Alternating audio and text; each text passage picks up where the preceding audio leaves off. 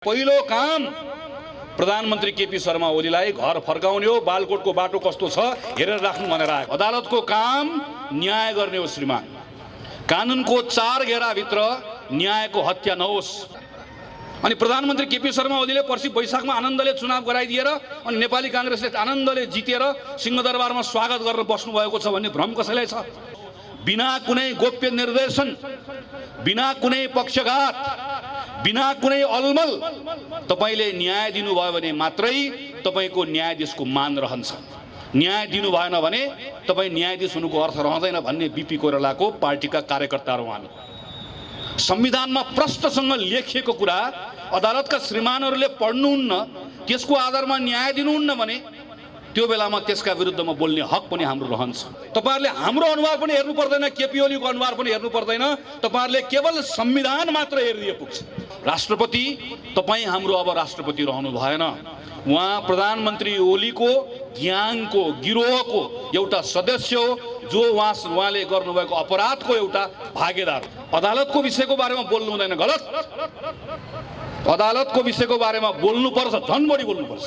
तर प्रधानमन्त्रीको अपराधको साझेदार बडो दुःखका साथ भन्नुपर्छ हाम्रो राष्ट्रपति बन्नुभयो। 2046 सालको परिवर्तन पछाडि कति गल्ती हामीले गर्यौं, कति हामीले काम गर्न जानेनौं। फेरि माओवादी बन्दुक बोकेर यही संविधान फ्याक्न आयो, फेरि दरबारले षड्यन्त्र गर्यो, फेरि अर्को 20 वर्ष खेर गयो। नेपालको संविधानको धारामा टेक्ने ठाउँ नभएपछि संसारभरिको संसदको अभ्यास भन्नुहुन्छ 2 वर्षसम्म अविश्वासको प्रस्ताव ल्याउन नपाउने भन्दै गर्दा चाहिँ हाम्रो संविधान देखाउनुहुन्छ ल हेर यो धारा भनेर। अनि जब संसद विघटन गर्नु पर्यो संविधानमा धारा देखाऊ भन्यो भने चाहिँ संसारको संविधानमा छ, अरू देशहरूको व्यवस्था छ भनेर हाम्रो बिचमा आएर भन्नुहुन्छ। त्यसैले म यहाँहरूलाई के कुराको आग्रह गर्न चाहन्छु भने आज जुन प्रधानमन्त्रीले विघटन गर्नुभएको त्यसमा कोही साथी अलमलिनै पर्दैन। तपाईहरुले सुभाष नेमाङको भिडियो सुन्नुभयो, हिजो मात्र तपाईहरुले अग्नि खरेलको कुराहरू सुन्नुभयो।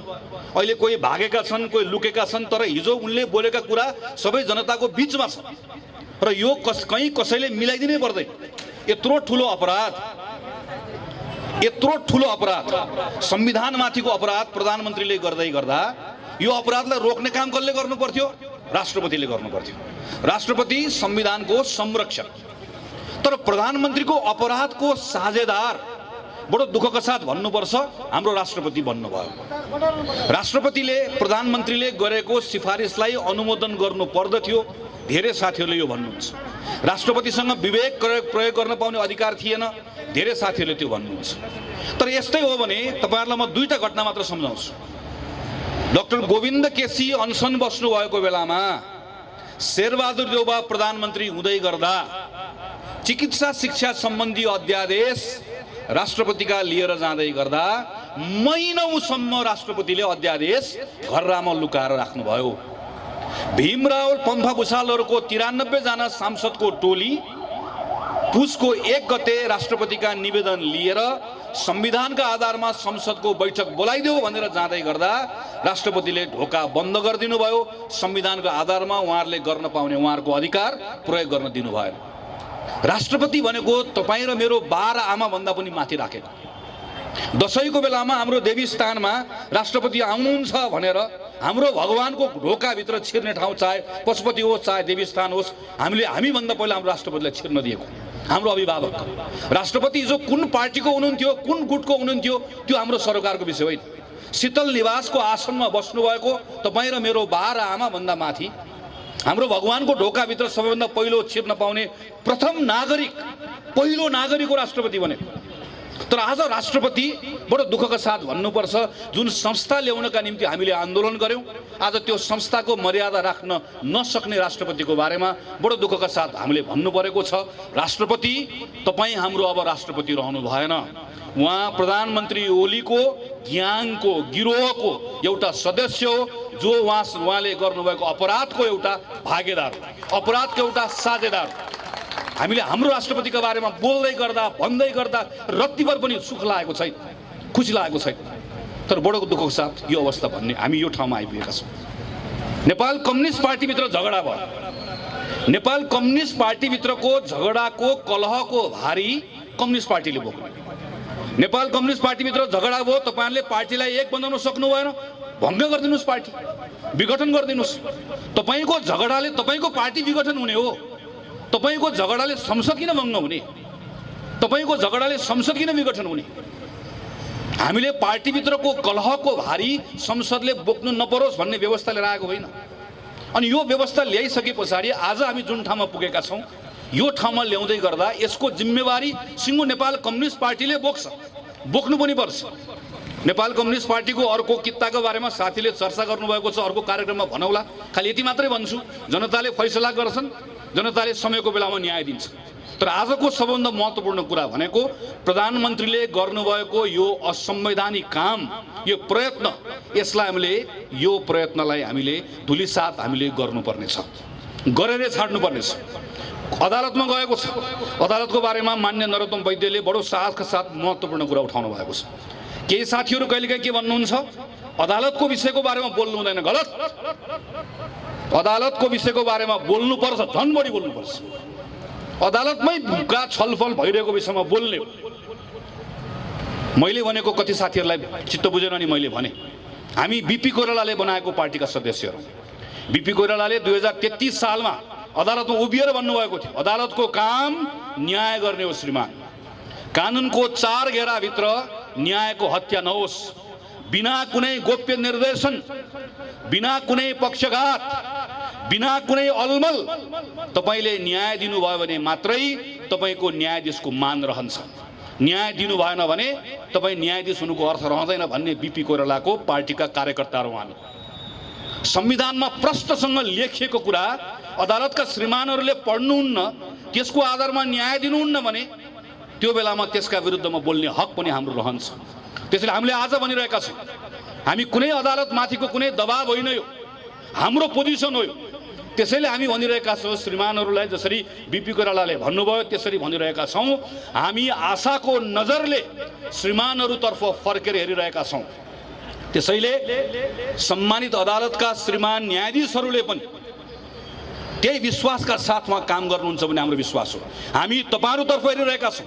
तपाईँहरूले दायाँ पनि हेर्नु पर्दैन, बायाँ पनि हेर्नु पर्दैन, उत्तर पनि हेर्नु पर्दैन, दक्षिण पनि हेर्नु पर्दैन। तपाईँहरू डराउनु पनि पर्दैन, तपाईँहरू प्रभावमा पर्नु पनि पर्दैन, तपाईँहरूले हाम्रो अनुहार पनि हेर्नु पर्दैन, केपी ओलीको अनुहार पनि हेर्नु पर्दैन। तपाईँहरूले केवल संविधान मात्र हेरिदिए पुग्छ। त्यो संविधान जसको शपथ खाएर कसम खाएर तपाईँहरू अहिले अदालतको कुर्सीमा हुनुहुन्छ, त्यो संविधान एकपल्ट राम्रोसँग हेरिदिनुहोस्, त्यति गरिदिए पुग्छ। त्यति गरिदिएपछि संसद आउँछ फिर्ता। र मैले त हिजो भक्तपुरमा गएर साथीहरूलाई भनेर आएको छु, यो संसद आउँछ, अदालतले न्याय गर्छ, यो संसद बस्छ र यो संसद बसिसके पछाडि पहिलो काम प्रधानमन्त्री केपी शर्मा ओलीलाई घर फर्काउने हो। बालकोटको बाटो कस्तो छ हेरेर राख्नु भनेर आएको छु। फर्काउने हो प्रधानमन्त्री केपी शर्मा ओलीलाई। निर्वाचन हुँदैन, हुन्छ, पहिला संसद आउँछ, संसदको बाटोबाट संविधान पुनर्स्थापना हुन्छ, देश ट्र्याकमा आउँछ, अनि बिस्तारै देश निर्वाचनमा जान्छ। नेपाल कम्युनिस्ट पार्टीले पाएको म्यान्डेट सक्यो। नेपाल कम्युनिस्ट पार्टीले पाएको जिम्मेवारी सक्यो। नयाँ जिम्मेवारीको खोजी हुन्छ देशमा। त्यो नयाँ जिम्मेवारीको लागि देश निर्वाचनमा जान्छ, तर सही बाटोबाट जान्छ। त्यसैले पार्टीको साथीहरूले बेला बेलामा भन्नुहुन्छ, हामी निर्वाचनको तयारीमा लाग्ने कि नलाग्ने।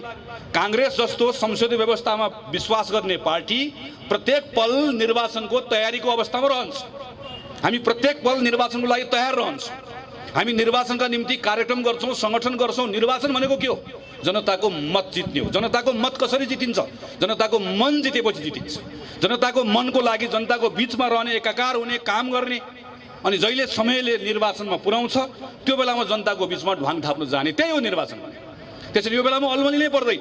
यो बेलाको जम्मा एउटा कुरा छ, संविधानको पुनर्स्थापना आजको सबैभन्दा ठुलो मुद्दा हो। 2015 सालमा बीपी कोइरालाले बहुमत प्राप्त सरकार चलाउँदै गर्दा त्यो संविधानमाथि अपराध राजा महेन्द्रले नगरिदिनु भएको भए आज नेपालमा शाहवंशीय राजा पनि रहन्थ्यो, संवैधानिक राजा पनि रहन्थ्यो। आज हामीसँग 60 वर्षको संसदीय प्रजातन्त्रको इतिहास रहँदै गर्दा, अनुभवबाट खारिएर सिकिएर हाम्रा लोकतान्त्रिक संस्थाहरू एकपछि अर्को बलियो हुँदै जाँदै गर्दा आज हामी गरिबीको यो अवस्थामा रहँदैनथ्यौँ। 30 वर्ष हाम्रो पञ्चायतले खेर फाल्यो।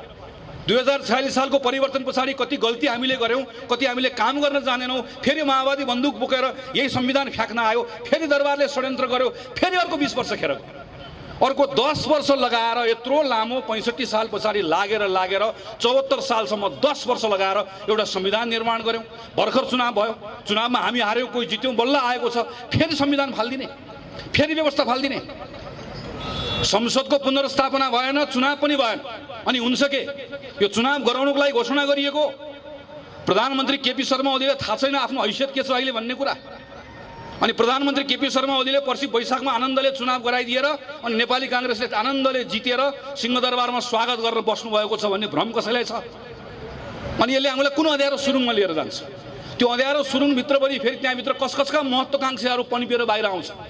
अनि त्यसको शिकार हामी सिङ्गो व्यवस्था हुँदै गर्दा, व्यवस्था मात्र हुँदैन, यहाँ थुप्रै युवा साथीहरू आउनुभएको छ। एउटा पुस्ता हुन्छ, यहाँ म यति अग्रजहरू देखिरहेको छु, मञ्चमा हुनुहुन्छ यहाँ कमला दिदीदेखि लिएर यति धेरै हामीभन्दा अगाडिका उहाँहरू कहिले 2046 सालको आन्दोलनमा काम गरेका साथीहरू तल हुनुहुन्छ। त्यो बेलामा यत्रो लामो परिवर्तन पछाडि अब त आयो, अब त बन्यो भन्दै गर्दा नबन्दै गर्दा एउटा पुस्ता खेर गयो, यत्रो समय खेर गयो, फेरि देशको समय बर्बाद हुन्छ।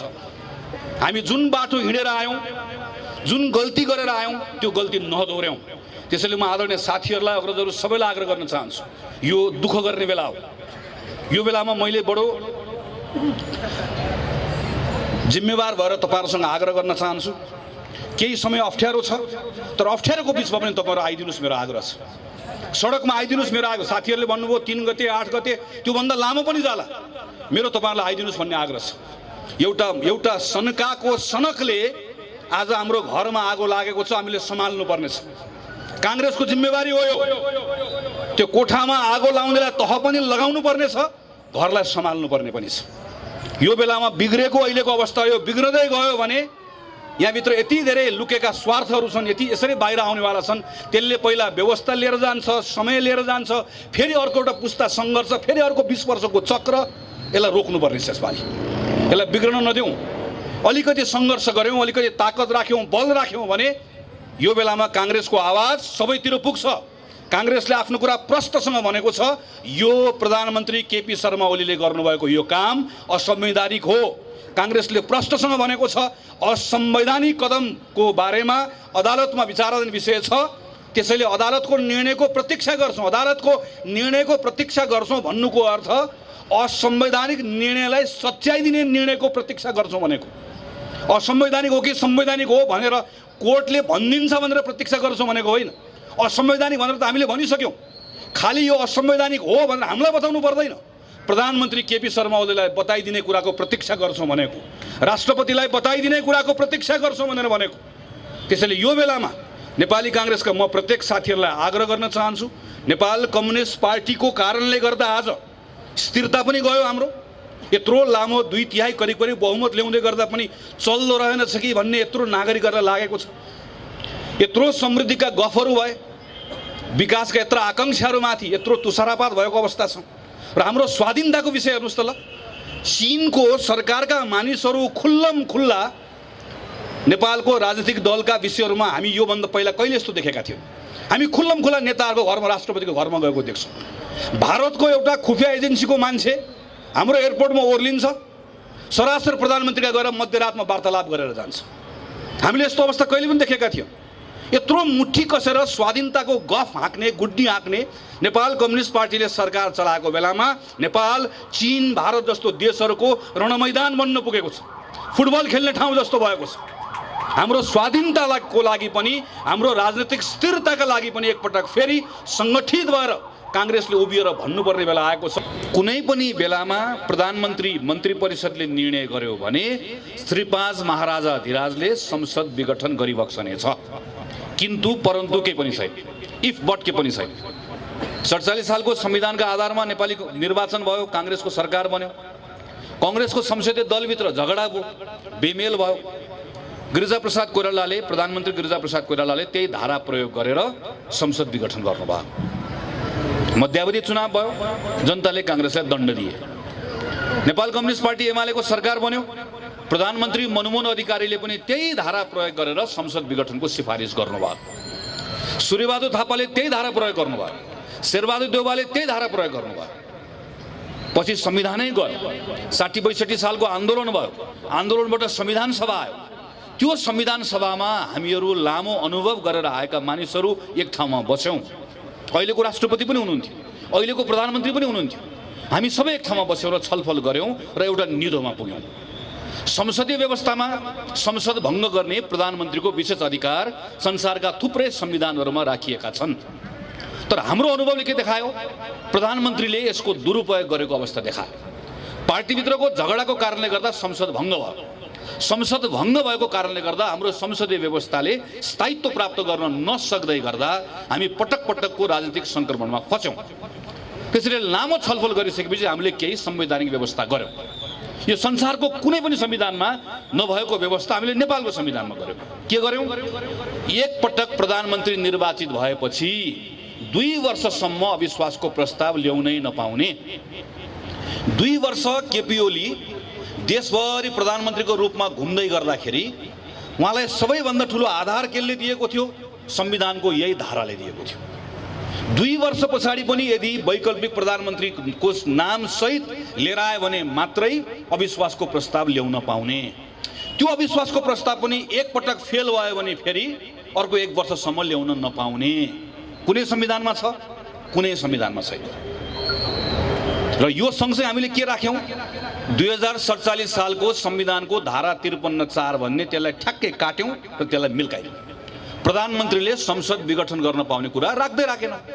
अब हेर्नुहोस् त, संसद विघटनको सिफारिस गर्दै गर्दा राष्ट्रपति र प्रधानमन्त्रीले के भन्नुहुन्छ?